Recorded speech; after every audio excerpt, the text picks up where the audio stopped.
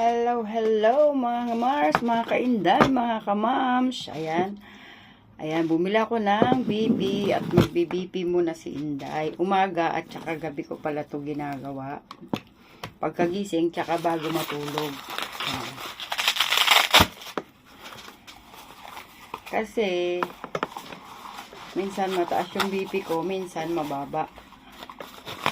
Ayan, ganito pala yan.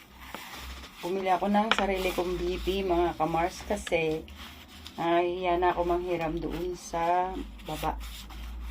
Ayan. Kasi parehas lang naman dito, puro digital din yung BP. Ayan. Dalawang ano dito, tapos yung kakasya pa yung dalawang daliri mo dito sa dulo. Ayan. Diretso upo. Kakain ko lang pero hindi ko alam kung mataas ang BP ko. Papasok ko na siya. Yan. Tapos i-on na natin siya. Yan. Attention, please. Please keep silent, relax, keep the cough at heart level.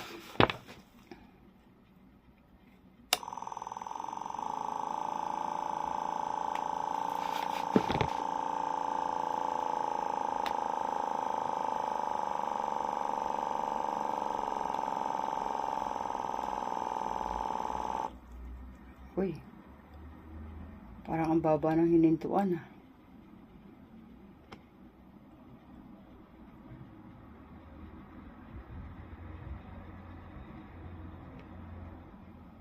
Thank you. Your blood pressure is systolic pressure 142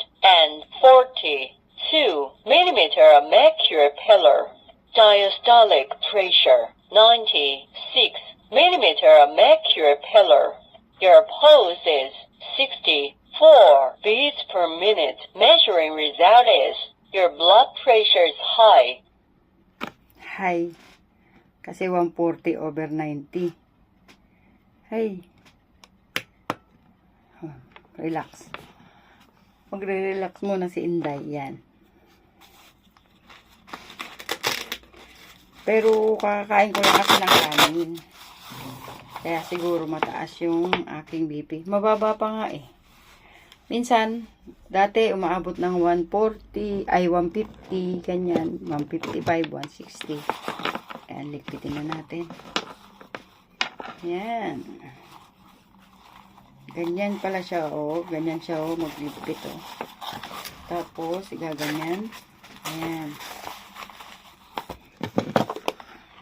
Ayan. Ay, balik na siya dito. Pag bago ako matulog pala, yan ang iniinom ko. Hibiscus. Tsaka cinnamon stick. Ayan.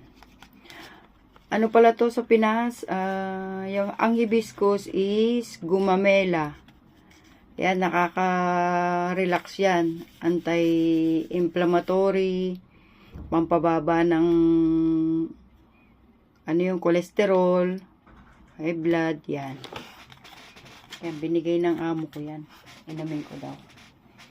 Yung cinnamon stick, pampababa yun ng sugar. Ayan. Medyo mataas ang aking blood pressure.